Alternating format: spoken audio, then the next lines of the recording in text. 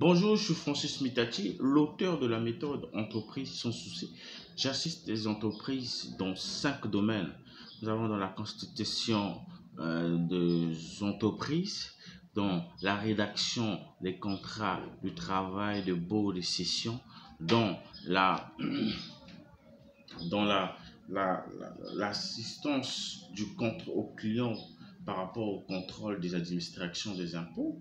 Nous avons l'assistance des clients à la chambre de commerce. Nous avons l'assistance du client pendant les contrôles au ministère du commerce, et nous avons aussi l'assistance des clients pendant la constitution des entreprises au CEFI. Alors aujourd'hui, je vais vous parler le compte courant des associés. Qu'est-ce qu'on attend parler des comptes courants des associés? Le compte courant des associés, les comptes courants des associés correspondent à des avances de fonds, couramment appelés les apports en compte courant. C'est-à-dire que les associés font des avances à l'entreprise, ce qu'on appelle les apports en compte courant.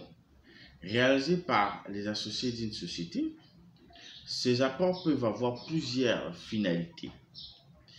Être une composante de la politique de financement de la création ou du développement d'une activité, une aide temporaire pour pallier une insuffisance des trésoreries. C'est-à-dire que le compte courant qu'un associé peut faire dans l'entreprise, c'est pour venir renforcer la trésorerie de l'entreprise, soit développer l'entreprise, soit créer une autre entreprise.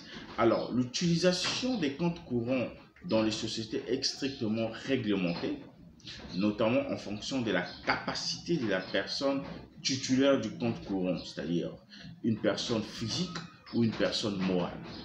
En contrepartie des sommes laissées ainsi à disposition peuvent donner lieu au versement d'intérêts aux associés. C'est-à-dire que lorsque les associés font des comptes courants à l'entreprise, les associés sont constitués, ou bien lorsqu'ils font des versements, ils ont un intérêt aux sociétés.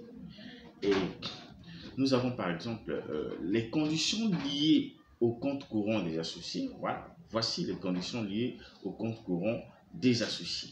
Alors, pour pouvoir effectuer valablement les apports en compte courant des associés, des conditions doivent être respectées par le titulaire. C'est-à-dire que lorsqu'un associé veut faire par exemple un apport en compte courant à une entreprise, à son entreprise, il doit respecter certaines règles.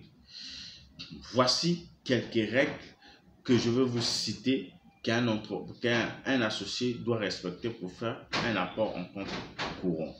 Nous avons en premier lieu, si par exemple, ça dépend de la forme juridique de l'entreprise. Si par exemple c'est une entreprise à responsabilité limitée, on sigle ça, et les associés par action, il doit être associé ou actionnaire, ou être gérant, membre du directoire, administrateur ou membre du conseil de surveillance pour pouvoir effectuer des apports en compte courant des associés.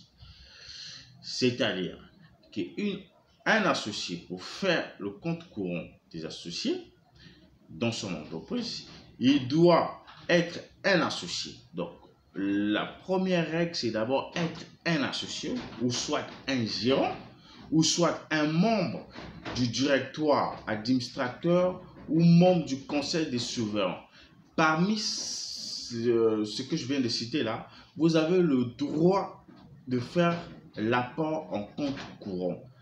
Mais si vous n'êtes pas un associé, vous ne pouvez pas faire un compte courant des associés. Alors, nous avons la deuxième règle. Par exemple, dans les SAS, c'est-à-dire que la société par action simplifiée, il faut être un associé ou un dirigeant pour avoir un compte courant des associés. Alors, comme le gérant de la société à responsabilité limitée et les dirigeants de la société par action simplifiée ne doivent pas obligatoirement être associés pour pouvoir effectuer des apports en compte courant. Alors, je vous réserve la suite de ces détails dans la méthode entreprise sans souci. Si vous voulez savoir plus, posez-moi des questions dans la description de cette vidéo ou soit m'appeler par mail. Mes contacts sont affichés. Je vous invite aussi à cliquer dans la description de cette vidéo. Vous allez retrouver nos formations de comment licencier un salarié sur un CDI sans risque et de comment espérer récupérer des indemnités en cas d'un licenciement abusif. Alors, si vous voulez aussi de notre assistance à un prix dérisoire, nous sommes là pour vous servir. Alors, je vous dis merci.